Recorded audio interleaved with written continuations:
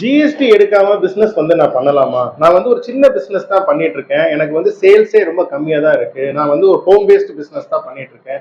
இல்ல நான் பிசினஸே இப்பதான் நான் ஸ்டார்ட் பண்ணேன். நான் வந்து ஜிஎஸ்டி கண்டிப்பா எடுக்கணுமா? இந்த மாதிரியான கொஸ்டின்ஸ் வந்து நிறைய பிசினஸ் ஓனர்ஸ் வந்து என்கிட்ட வந்து கேட்டிருக்காங்க. இதை பத்தின ஒரு கிளாரிபிகேஷன் இந்த வீடியோல நம்ம பார்க்கலாம். ஃபர்ஸ்ட் ஜிஎஸ்டி எது எதுக்கெல்லாம் மேண்டேட்டரி அப்படின்றத பத்தி நம்ம பார்க்கலாம். இப்போ நீங்க என்ன பிசினஸ் பண்ணிட்டு இருக்கீங்க அப்படின்றத பொறுத்து, உங்களோட நேச்சர் ஆஃப் பிசினஸை பொறுத்து, நீங்க என்ன டைப் ஆஃப் குட்ஸ் ப்ரொவைட் பண்றீங்க, என்ன சர்வீசஸ் ப்ரொவைட் பண்ணிட்டு இருக்கீங்க, எந்த ஸ்டேட்ல உங்களோட பிசினஸ் நீங்க ஆப்ரேட் பண்ணிட்டு இருக்கீங்க, ஸ்டேட்டோ யூனியன் டெரிட்டரியோ எங்க ஆப்ரேட் பண்ணிட்டு இருக்கீங்க, அந்த ஸ்டேட்ல இருக்கிற ஜிஎஸ்டி லா பொறுத்து வந்து உங்களுக்கு பிளஸ் வந்து உங்க பிசினஸ்ல ஒரு குறிப்பிட்ட டர்ன் ஓவர் த்ரெஷோல்டு வந்து நீங்க வந்து ரீச் பண்ணதுக்கு அப்புறம் ஜிஎஸ்டி மேண்டேட்டரி அப்படின்ற மாதிரி வச்சிருக்காங்க.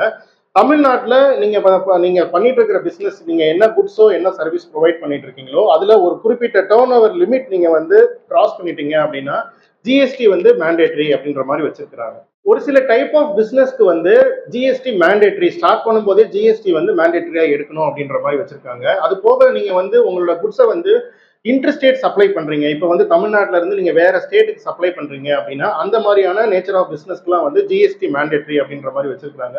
நீங்க இ காமர்ஸ் பிளாட்ஃபார்ம் மூலியமா நீங்க வந்து பிசினஸ் பண்றீங்க, இப்போ அமேசான் மூலியமா, பிளிப்கார்ட் மூலியமா, மீஷோ மூலியமா வந்து ஆன்லைன் மார்க்கெட் பிளேஸ்ல நீங்க வந்து ரிஜிஸ்டர் பண்ணி நீங்க வந்து பிசினஸ் பண்ணணும் அப்படின்னா அதுக்கெல்லாமே பாத்தீங்கன்னா ஜிஎஸ்டி வந்து கண்டிப்பா மேண்டேட்டரியா நீங்க வந்து எடுத்தாகணும். ஜிஎஸ்டி எடுக்கிறதுனால என்ன பெனிஃபிட் அப்படின்னு பாத்தீங்க அப்படின்னா ஒரு கிரெடிபிலிட்டி வந்து உங்க பிசினஸ்க்கு வந்து கிடைக்கும். நீங்க ஒரு பெரிய கிளைண்ட்ஸ் அப்ரோச் பண்றீங்க, கவர்மெண்ட் டெண்டர்ஸ்க்கு போறீங்க அப்படின்னா உங்க பிசினஸ் மேல ஒரு ட்ரஸ்ட் வந்து கிரியேட் ஆகும். கவர்மெண்ட் சைட்ல நீங்க ஏதாவது ஒரு டெண்டருக்கு அப்ளை பண்றீங்க, பெரிய கார்பரேஷன்ஸ்ல நீங்க ஒரு டெண்டருக்கு அப்ளை பண்றீங்க அப்படின்னா ஜிஎஸ்டி ரெஜிஸ்டர்ட் வெண்டார்ஸ் தான் வந்து அவங்க ப்ரிஃபர் பண்ணுவாங்க. அது போக நீங்க வந்து நான் சொன்ன மாதிரி இ காமர்ஸ் பிளாட்ஃபார்ம்ஸ் மூலியமா பிசினஸ் பண்றது வந்து உங்களுக்கு இந்த ஜிஎஸ்டி எடுத்தாதான் வந்து உங்களால பிசினஸ் வந்து பண்ண முடியும்.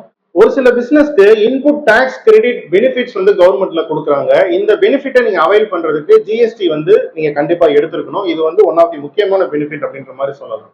ஜிஎஸ்டி வந்து கரெக்டான டைம்ல எடுக்கல, இல்ல நம்ம லேட்டா எடுக்கிறோம் அப்படின்னா நம்ம வந்து அந்த லேட்டா எடுத்த அந்த டைம் பீரியட்ல வந்து ஸ்டார்டிங்ல பிசினஸ் ரெஜிஸ்ட்ரேஷன் பண்ணதுல இருந்து ஜிஎஸ்டி பே பண்ண சொல்லி கவர்மெண்ட்ல கேட்கலாம், இல்ல வந்து பெனால்டி போடுறதுக்கு வாய்ப்புகள் இருக்கு. இன்ட்ரெஸ்ட் வந்து அவங்க வந்து கேட்கறதுக்கு இப்போ அந்த பெண்டிங் டியூஸ்ல இன்ட்ரெஸ்ட் கேட்கறதுக்கு வாய்ப்புகள் இருக்கு.